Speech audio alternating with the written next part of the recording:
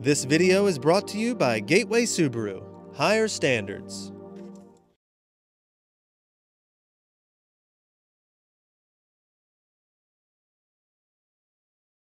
Outdoors Delmarva covers everything outdoors, including real hunting and fishing situations involving wildlife. We do our best each and every week to keep it tasteful, but discretion is advised. Now, enjoy the show. This is Outdoors Delmarva, presented by Gateway Subaru. Higher standards. Changed up our luck anyhow. This week on the show, more than 100 boats are out competing in an early fall Delmarva Classic, the Outcasters Open. The tournament is in full gear once again, and we're on the hunt for the money fish. And see how residents in Queen Anne's County are combating Mother Nature to try to hold on to one of their most valuable resources. Plus, you gotta love a good old-fashioned tug of war, right? But when your opponent is an aircraft, that's just plain crazy. Right now on Outdoors Delmarva.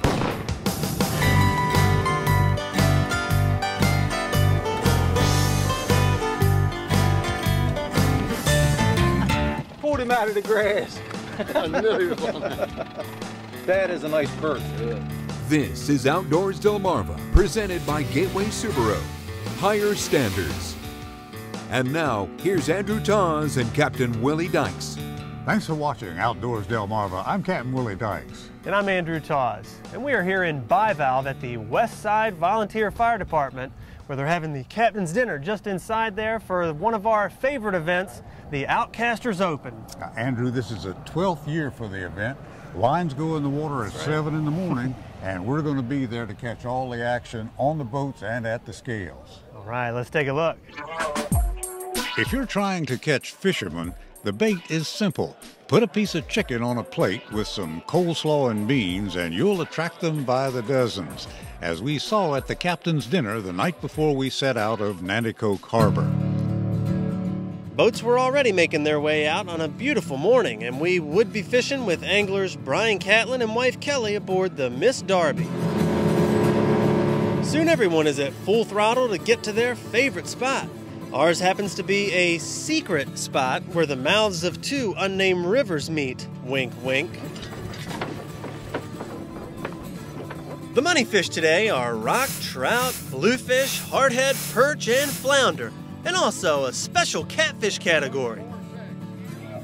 Anglers, the tournament is officially open at this time. And as the sun chases the moon from its nighttime perch, it's time to get the lines in the water. We're at tide's falling, so we're coming to a point where the two rivers come together, basically on the channel edge. Fish like to feed on the up and down, so that's where we're at right now. Sit down here. It's just a old spot we've come to forever. Within minutes, Brian reels in our first fish, a respectable hardhead. With its distinctive croaking sound, not the biggest, but one to keep for insurance. Yeah.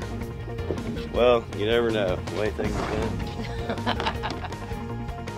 Apparently, we've stumbled across an underwater city of hardheads because we're hauling them in left and right.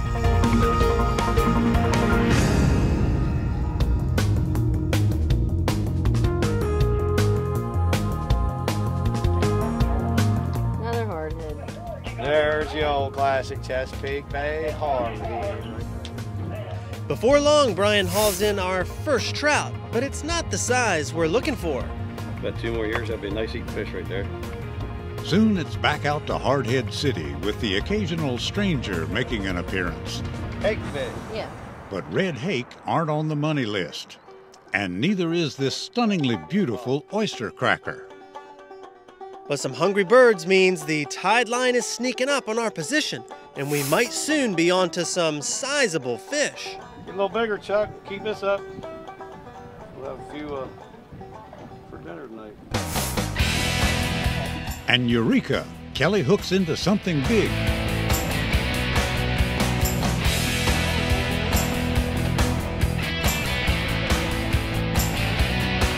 A sizable trout. That's a trout. 15 inches.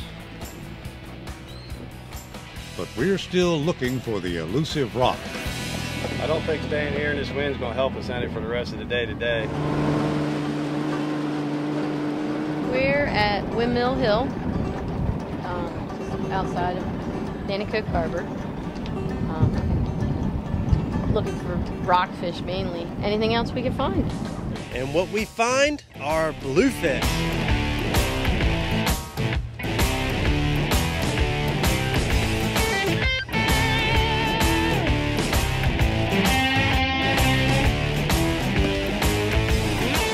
And a lone catfish. But the rock remain elusive, and with the wind picking up, we head in to try our luck at the scales. It's a good day as far as I'm concerned. We got fish to eat tonight. Be good enough for me. Trout. Time 12:50. 1.20. But it's still early on day one, and with about an hour left before the weigh-in scales close, the action begins to heat up. And soon the last of the 109 competing boats are pulling into the Nanticoke Harbor. And they're bringing in some big fish, including this huge flounder brought by Paul Breitschwert. Flounder. Time 4:47. 3.10. The final results of this year's Outcasters Open would look like this.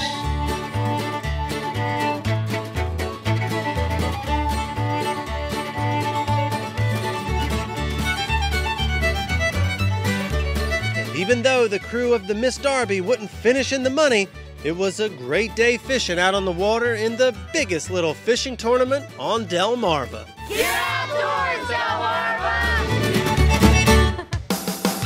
Coming up next, see how folks in Queen Anne's County are harvesting their way to stronger shorelines. But first, did you know? Catfish and croakers are found in different waters, but the fish have a couple of things in common. What two characteristics do catfish and croakers share? The answer when we come back. You're watching Outdoors Delmarva, presented by Gateway Subaru. Higher Standards. Sponsored by Shorts Marine, Shooter's Choice, Sussex Outdoors, Goody's Marine, and Wink Sporting Goods. Outdoors Delmarva will be right back. Trout. Time 12:50.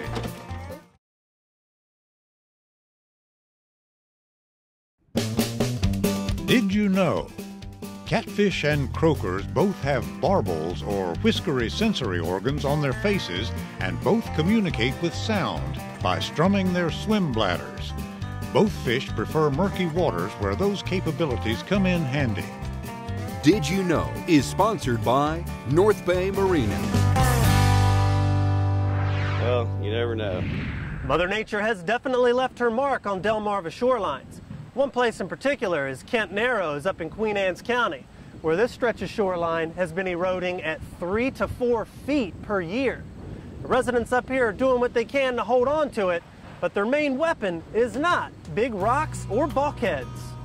This is Spartina patens and Spartina alterniflora. We're collecting the seed and we're going to grow it out this winter, and we need 30,000 plants for next May. And that's our goal. That may sound like a lot, but there are plenty of seeds to find. Officials from the Maryland DNR and Queen Anne's County prowl through the marsh on the hunt for future marsh grass. Some of our people are doing the Spartina and the seeds here. Some of these have already been clipped. And I'm working on the alterniflora, which is a little bit big. It's a bigger blade. Here's one right here. So we're going to fill our bags full of these today, and then we add water, and they'll sort of sit for several months and rot and soften down, and then the seed will fall out of the stem. You can see it right there. Some have actually fallen out here, and these ones, as you can see, the seeds are still in it, if you can see that. And then they'll fall, and then they'll be planted through the winter. They'll be in a greenhouse in Queen Anne's County, and then they'll be planted on a Queen Anne's County project at Ferry Point Park probably next May of 2014. Ferry Point Park is the location on Kent Island that is eroding at 3 to 4 feet per year. Seeds will be planted here to create a living shoreline. Some rocks are already being carried in for support, but the brunt of the work will be handled by the green stuff. And in a high weather, high water weather event, this shoreline really gets pounded. But as you can see, the rock sill out front with the spartinus behind it, that slows the water down and gives it a chance to drop sediment. And then you've got your protected area back here where turtles can still go and lay eggs. And the Maryland terrapins are really important. Go Terps. So, you got great habitat for them. And again, the alternative, which is the hardened shoreline and the bulkhead, doesn't provide any of that. It just, water smashes against it and reverberates back out and sends energy off down on either side to do damage. So. And a living shoreline is not just a short-term solution. So we want to maintain as healthy a shorelines as we can, and by doing these living shoreline projects, we provide kind of a protection for these areas, but also a more resilient shoreline, and that's going to be important over the next 50 to 100 years. The site of the seed collecting is the Chesapeake Bay Environmental Center, just a couple of miles from their ultimate destination of Ferry Point Park. They'll be typically much better adapted to the environment there than if we buy species from New Jersey or North Carolina and things like that. So getting a local source is important. When you have a nice transition between your open water, your bay, and your upland area, then it gives an area for storm waves to dissipate and an area for marshes to migrate kind of up into the upland. One of our biggest goals at the Department of Natural Resources is to provide, protect, and instill the future of the bay and habitat for all the creatures and humans too.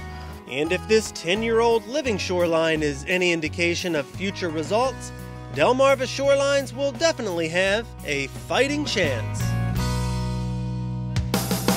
Coming up next, a tug-of-war contest is a traditional favorite, but when your opponent weighs over 17 tons, well, that's a little different.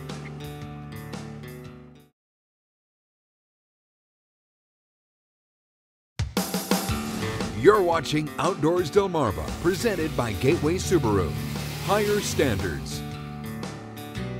We've covered a lot of outdoor events here on the show, but we've never covered a simple tug of war. That's where all you need is a rope and two teams willing to go at it. Or maybe a rope and one team willing to go at it with an airplane. We're at the Salisbury Ocean City Wicomico Regional Airport today to help raise money for the United Way. Piedmont Airlines is going above and beyond once again to raise money for local United Way. And some 10 teams have assembled for a tug-of-war contest. And being that it's for a good cause, they're all competing against the same opponent. This 34,500-pound de Havilland twin-prop aircraft, commonly known as a Dash 8.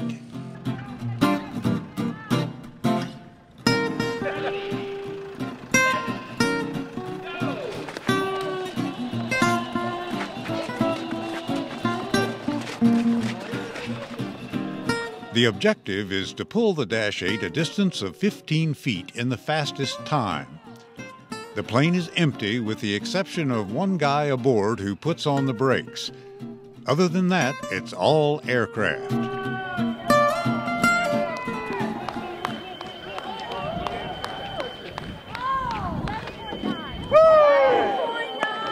they say set, start pulling. That's what they'll tell you. Okay.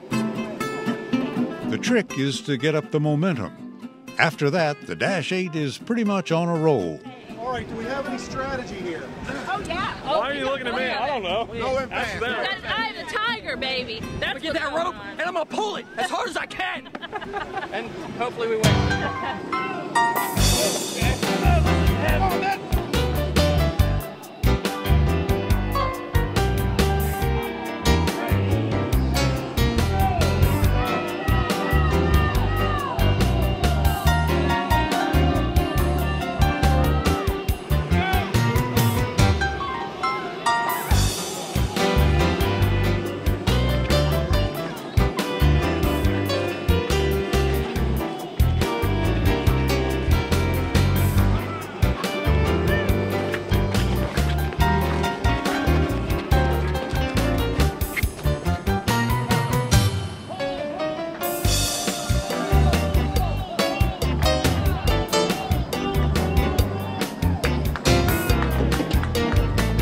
In the end, the Piedmont Yankers would win with a time of 6.9 seconds, with United Way finishing second.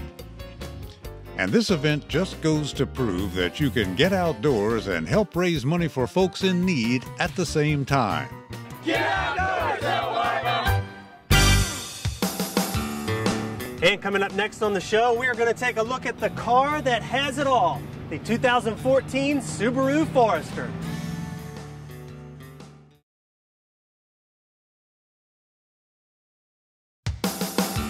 You're watching Outdoors Delmarva, presented by Gateway Subaru.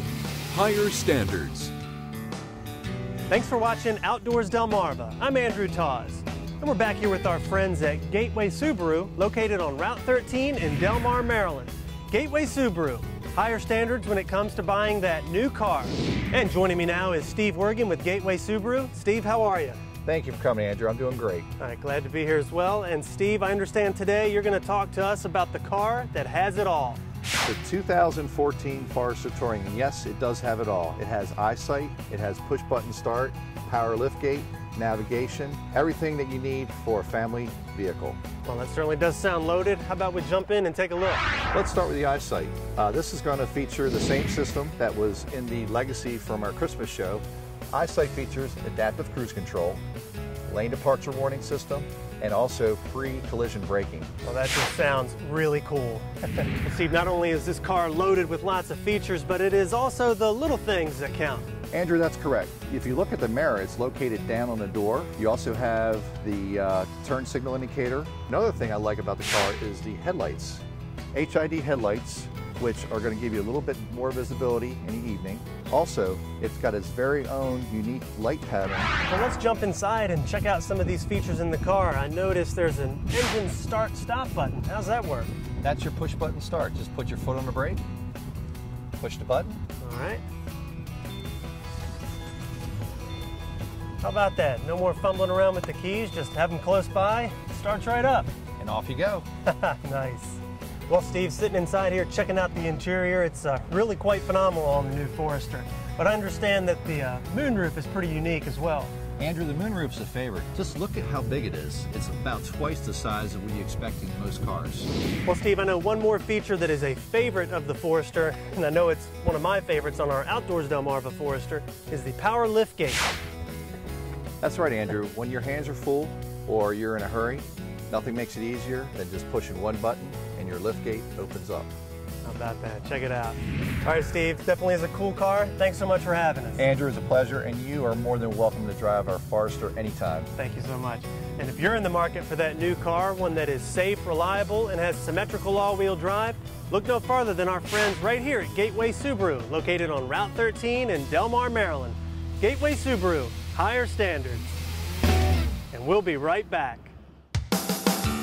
Coming up next on the show, your latest viewer videos and pictures. Outdoors Delmarva viewer pictures are sponsored by North Bay Marina.